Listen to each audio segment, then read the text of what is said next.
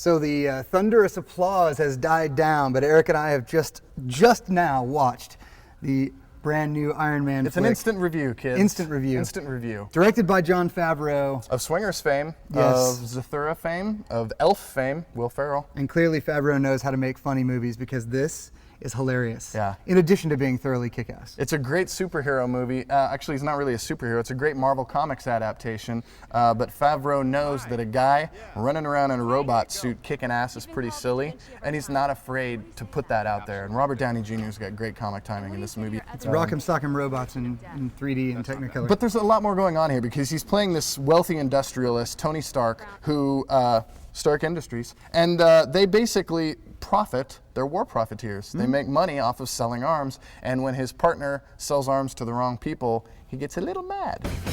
Test complete. Preparing to power down and begin diagnostics. Yeah. Tell you what, do a weather and ATC check, start listening in on ground control. Sir, there are still terabytes of calculations needed before an actual flight is advised. Jarvis, sometimes you gotta run before you can walk.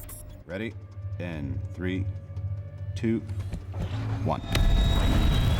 Iron Man is the beginning of a really good franchise. I think this movie is going to blow up, but Robert Downey Jr. is really, really funny. He's a great leading man. Terrence Howard, not a lot to do. Gwyneth Paltrow did great in a small role. I think they had some sparks flying and stuff. This was a big crowd pleaser too, and I think it's a mature enough movie as a fantasy movie that it works on every level that it's trying to.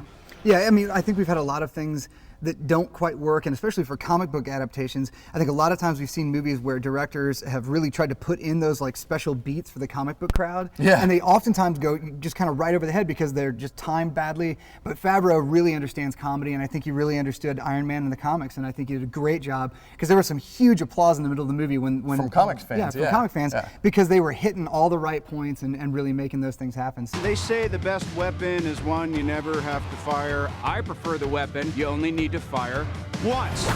That's how Dad did it. That's how America does it. And it's worked out pretty well so far. To peace. this is a huge rock fist way the up for me for Iron Man. Language. I'm just going to give this a solid rock fist up, which is no, bad thing. I think it was a really great superhero movie. It didn't have that like definitive kind of, Spider-Man 2 moment where he's on top of the subway crowd and he has this big character realization, but it's very entertaining. It's really well done, and I think it's really smart too, and I think that's the key. So I definitely am looking forward to another Iron Man. Oh yeah, as long as Favreau's on board, I will be looking forward to seeing part 2. All right.